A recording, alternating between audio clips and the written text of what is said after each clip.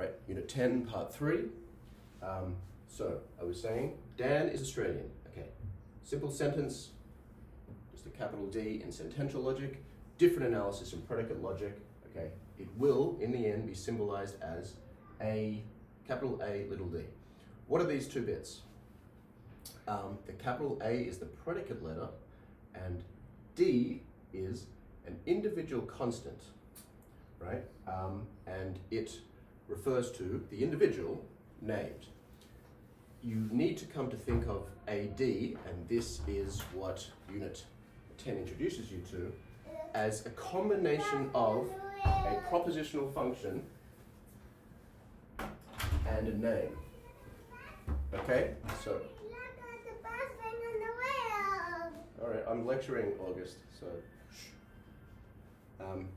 Okay, so AD,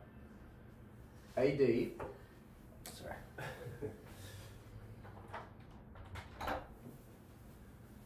Okay, take the sentence, Dan is Australian. Okay, that sentence is a combination, Dan is Australian. You are now to think of that sentence as a substitution instance of a propositional function.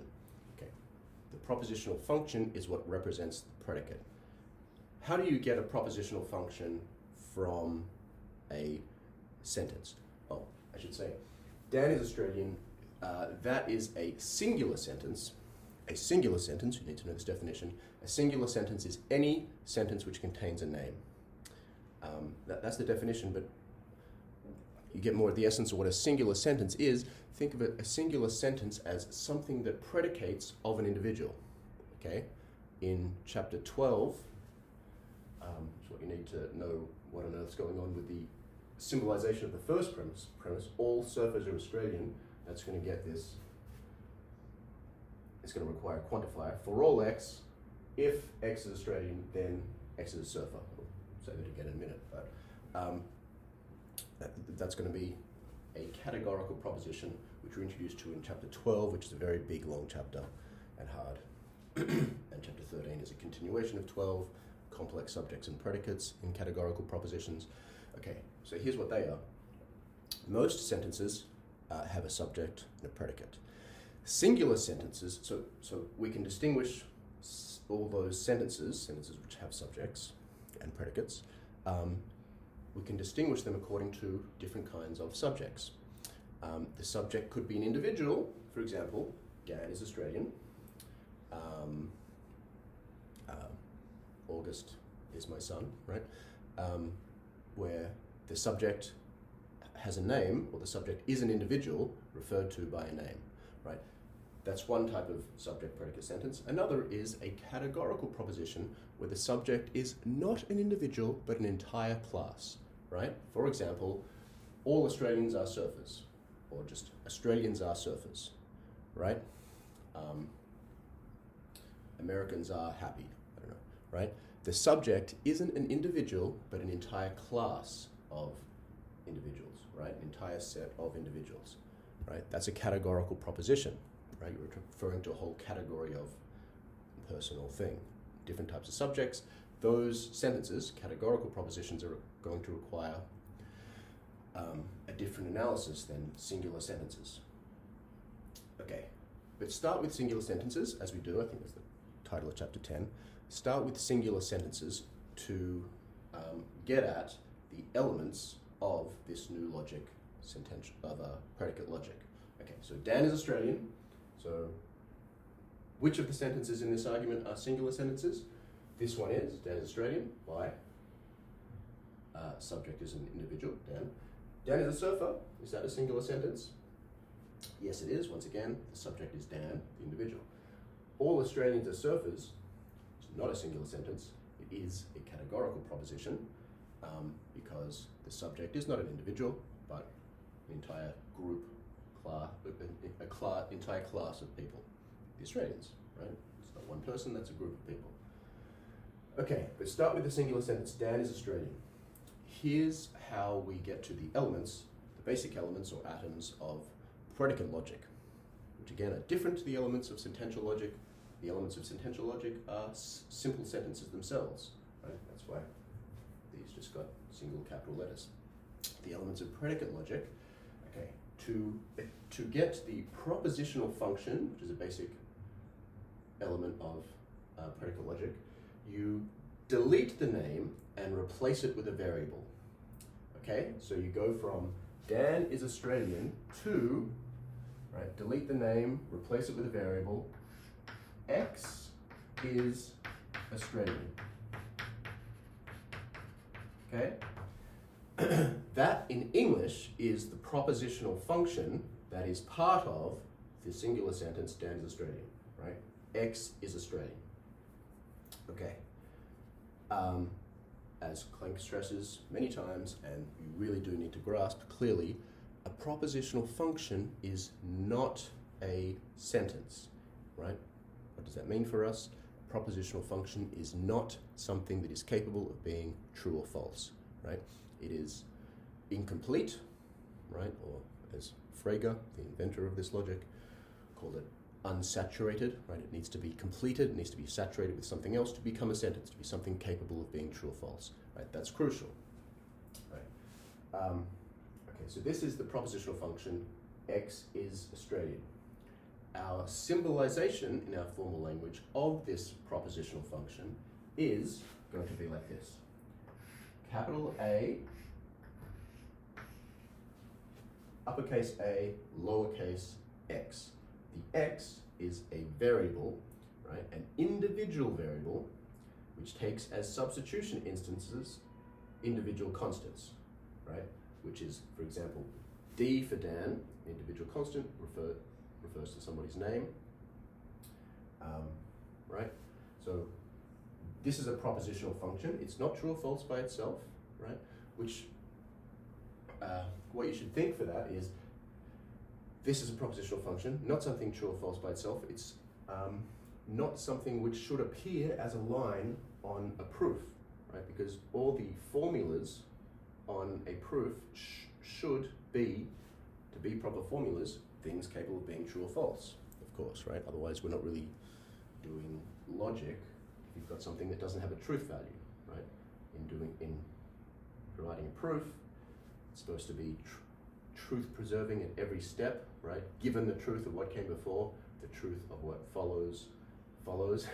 Given the truth of what's above, the truth of what below follows logically from the truth of what came before, right? Every step is truth preserving. Given that these things are true, what follows is also true. That's what a proof has to be. You don't want any of these. You don't want any incomplete, unsaturated formulas. You don't want any propositional functions by themselves. These, you need to think of these as incomplete, as things that need to be completed. The very cool thing about quantifier logic is the different ways you can complete this to make a sentence. But the first way, the simplest way, is to replace the individual constant, x, right? So it's a variable, right? So remember the variables we're used to.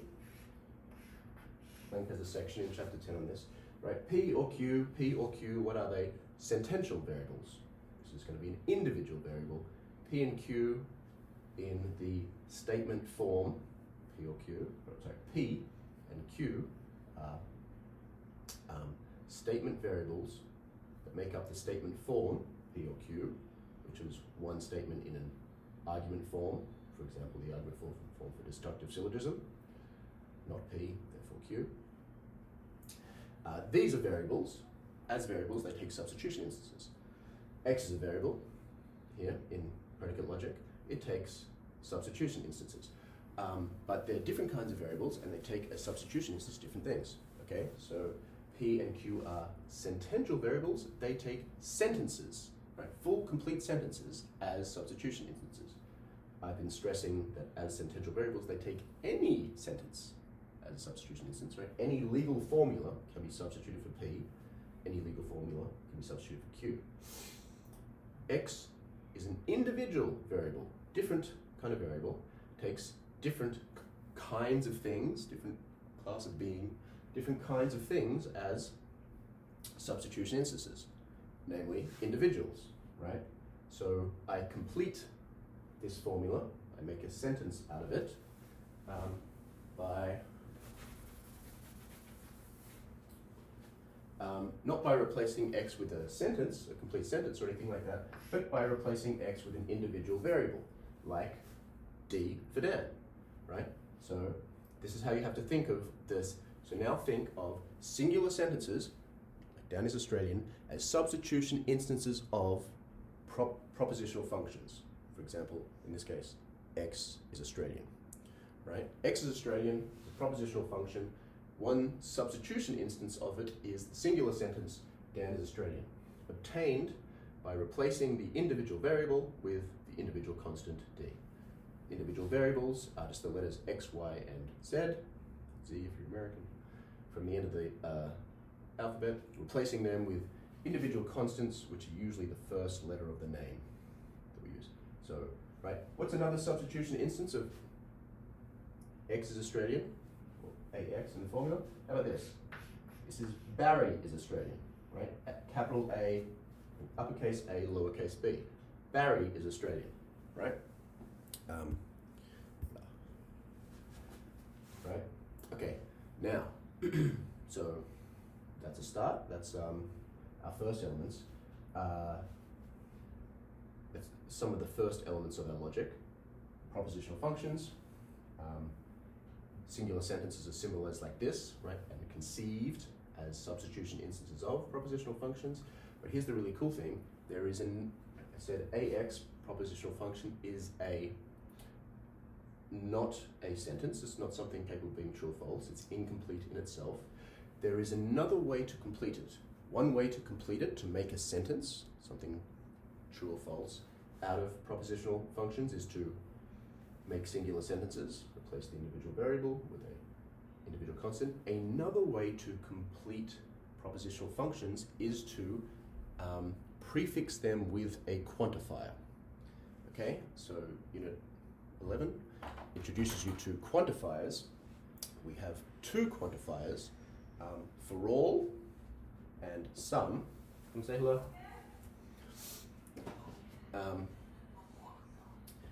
And you can make sentences from propositional functions, as I said, by annexing a quantifier to them. Okay, so this is our quantifier, meaning for all, right? Read this as for all x, or equivalently for every x. We have another quantifier called the existential quantifier, which is the backwards E, like this, August. This reads, there exists an x. Do you want to say hi? Say hi, students. Hi, students. All right. You getting your toys? Yeah. Cool. This is the existential quantifier. There exists an x. You read this as there exists an x such that. All right? So now these are two ways. So this is now the second way of making sentences with propositional functions. Propositional functions are not sentences, they're incomplete, right? But I can say, I can make this thing, right? This combination is what is, this is why predicate logic, quantify logic is really cool, according to me, right? I can express sentences like this, formally. What does this say? So this is AX, so this says, there exists an X such that X is Australian. That's how you symbolize there are Australians, right? Or Australians exist, okay? This is a class of sentence which doesn't have subjects, right? Quantifier statements do not have subjects. Rather, as we learn in Unit 11, quantifier, okay, crying children.